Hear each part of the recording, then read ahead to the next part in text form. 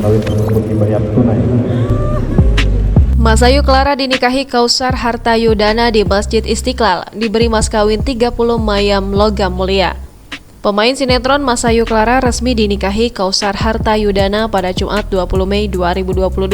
Akad nikah Mas Ayu Clara dan Kausar Hartayudana digelar di Masjid Istiqlal, Sawah Besar, Jakarta Pusat. Mas Anur Tony Zainal, ayah Mas Ayu Clara, menjadi wali nikah putrinya.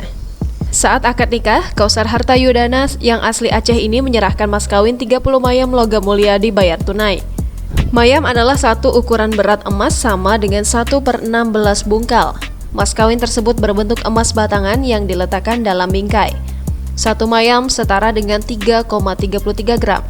Aneka angka logam mulia itu menandai usia Kausar Hartayudana saat menikahi Mas Ayu Clara. Tak hanya menyesuaikan budaya Aceh, Kausar Hartayudana memilih logam mulia agar bisa menjadi investasi jangka panjang untuk Mas Ayu Clara.